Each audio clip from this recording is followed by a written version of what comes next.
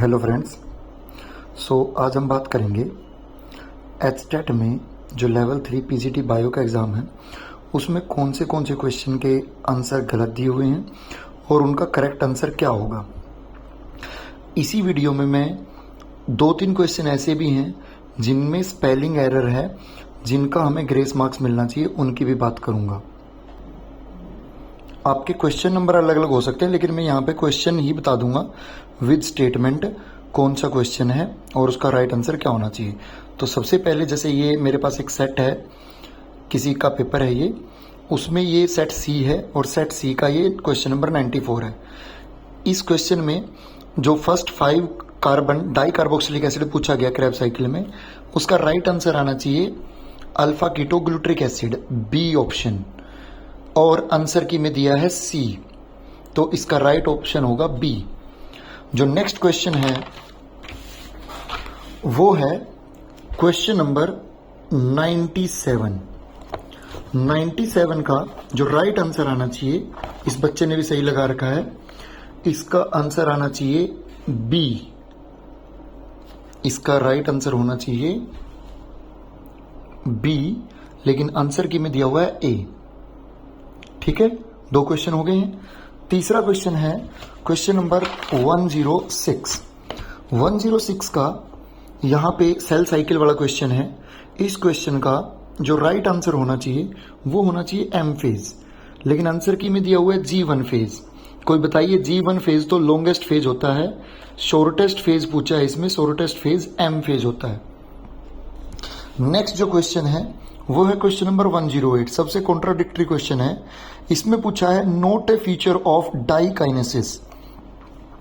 डाईकाइनेसिस आप सबको पता है क्या होता है, टर्मिनलाइजेशन ऑफ कियाज्मेटा होता है और क्रोमोसोम्स की कंडेंसेशन स्टार्ट होती है। पहली बात तो ऑप्शन 1 में यहां फाउंडेशन लिखा हुआ है, फाउंडेशन कोई वर्ड नहीं होता। मुझे ये समझ नहीं आती इस सरकार की, इस सिस्टम की। भाई ये टीचर्स की वैकेंसी का एग्जाम ले रहे हैं, कोई 10th क्लास के बच्चे को भी अगर प्रूफ रीड करने के लिए बोलोगे, कोई 10th क्लास का टेस्ट अगर आप ले रहे हो, उसमें भी हम प्रूफ रीड करके क्वेश्चंस डालते हैं। और ये स्टेट लेवल एलिजिबिलिटी एग्जाम है, इसमें आप इतने बड़े बड़े ब्लंडर कैसे कर सकते हो?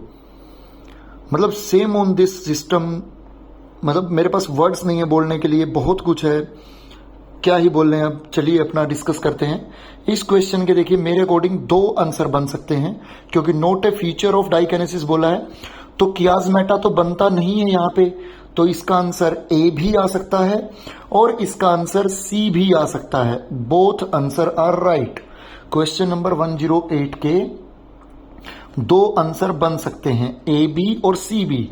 डायरेक्ट एनसीईआरटी में गिवन है ये, तो डाईकाइनेसिस हेडिंग में डी कंडेंसेशन नहीं होता, कंडेंसेशन होता है क्रोमेटिन मटेरियल का, और वो क्रोमोसोम्स की शेप लेना शुरू कर देते हैं।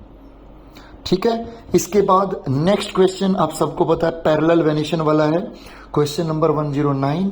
इसका इन्होंने आंसर की में दिया है ए ऑप्शन, लेकिन शुगर केन, मेज और व्हीट तीनों के तीनों एग्जाम्पल हैं किसके, पैरेलल वेनेशन के, तो इसके 3 आंसर ठीक होने चाहिए, ए सी डी।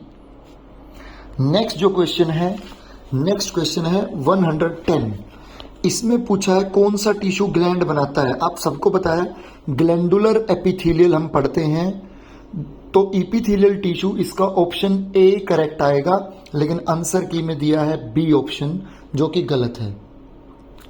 नेक्स्ट जो क्वेश्चन है जो मैं आपको बता रहा था, स्पेलिंग मिस्टेक वाला क्वेश्चन है, क्वेश्चन नंबर 129। इसमें इन्होंने इंक्रीज वाइन वॉल्यूम दिया है और आंसर भी इसी को सही मानना है, जबकि वाइन वॉल्यूम तो कभी हो ही नहीं सकता इसका आंसर। यूरिन यहां पे अगर होता तो ये ऑप्शन सही होता। मेरे अकॉर्डिंग ये क्वेश्चन ही यहां पे क्या होना चाहिए, रिजेक्ट होना चाहिए और इसके ग्रेस मार्क्स मिलने चाहिए। नेक्स्ट क्वेश्चन है क्वेश्चन नंबर 130। ये breathing and exchange of gases का क्वेश्चन है, डायरेक्ट डेफिनेशन पूछी गई है। इसका आंसर आना चाहिए इंस्पिरेटरी कैपेसिटी, लेकिन इन्होंने दिया है वाइटल कैपेसिटी। वाइटल कैपेसिटी तो सबको पता है, tidal volume plus excretory reserve volume plus inspiratory reserve volume होता है। ठीक है, नेक्स्ट जो क्वेश्चन है अगेन 131, ये मैंने पहले भी हाईलाइट किया था। इस क्वेश्चन में इन्होंने ल्यूमिगेशन दिया है। ल्यूमिगेशन कोई वर्ड नहीं है, यहाँ पे होना चाहिए फ्यूमिगेशन, लेकिन एग्जाम सेंटर में बच्चा बैठा है, उसको तो आइडिया नहीं होगा, वो तो मिस प्रिंट पड़ेगा, क्योंकि इन्होंने स्टार्टिंग में इंस्ट्रक्शन में बोला भी है कि इंग्लिश वर्जन वैलिड होगा अगर कोई भी डिस्क्रिपेंसी आती है, कोई भी डिबेट अगर होता है। तो इस क्वेश्चन को भी मेरे अकॉर्डिंग इनको क्या करना पड़ेगा, ग्रेस मार्क्स देने पड़ेंगे। नेक्स्ट जो क्वेश्चन है वो है क्वेश्चन नंबर 135। इस क्वेश्चन में इन्होंने माइक्रो ऑर्गेनिज्म पूछा है, इसका आंसर इन्होंने सी दिया है, क्लोस्ट्रीडियम, लेकिन इसका आंसर आना चाहिए साल्मोनेला एंटेरिका। नेक्स्ट जो क्वेश्चन है वो है क्वेश्चन नंबर 141। अगेन यहाँ पे तो बिल्कुल ही ब्लंडर है, ये मैंने पहले भी हाईलाइट किया था। यहाँ पे शक्कर आना चाहिए, इन्होंने सकट दिया है, इसका आंसर आना चाहिए क्राइसैंथमम और आंसर दिया है वल्सिनेरिया। तो इस क्वेश्चन को ये लोग ड्रॉप भी कर सकते हैं, ग्रेस मार्क्स भी दे सकते हैं, और आंसर की अगर चेंज करना चाहें तो इसका आंसर बी बनेगा। ये डायरेक्टली मॉर्फोलॉजी का क्वेश्चन है, आपकी स्टेम की मॉडिफिकेशन में ये दिया हुआ है, सब aerial stem modification. Last but not the least, bio का लास्ट क्वेश्चन है क्वेश्चन नंबर 148, जिसमें इन्होंने पूछा है इंटरकाइनेसिस में क्या होता है। इंटरकाइनेसिस एक स्टेज है मियोसिस 1 एंड मियोसिस 2 स्टेज के बीच में, जो इंटरवल होता है, जो टाइम पीरियड होता है, उस स्टेज को हम बोलते हैं इंटरकाइनेसिस।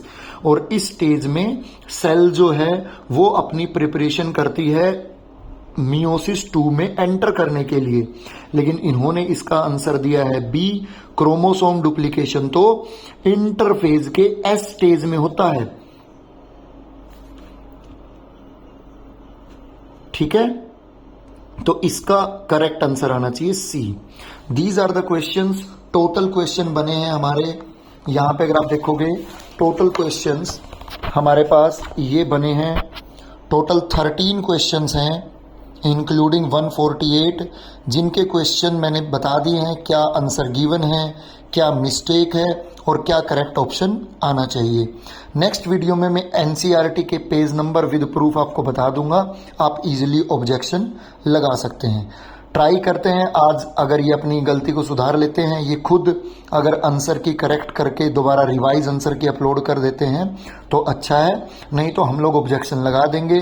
अब आप देखिए 13 क्वेश्चन है, हर क्वेश्चन के ये लोग 100 रुपीज़ डिमांड कर रहे हैं, तो कितना ज़्यादा कॉस्ट बच्चों को देना पड़ेगा। सिस्टम का फेलियर है क्या? इनके सिस्टम में पढ़े लिखे पीजीटी टीचर्स नहीं हैं? बिल्कुल हैं, लेकिन इनकी नीयत में बहुत ज़्यादा, अब क्या ही बोल रहे हैं भाई, खोट है। ये अच्छे से ढंग से पेपर नहीं बनवा सकते, आंसर की ढंग से नहीं बनवा सकते, तो क्या फ़ायदा हुआ इस सिस्टम का, क्या फ़ायदा हुआ इस सिस्टम का। Thank you.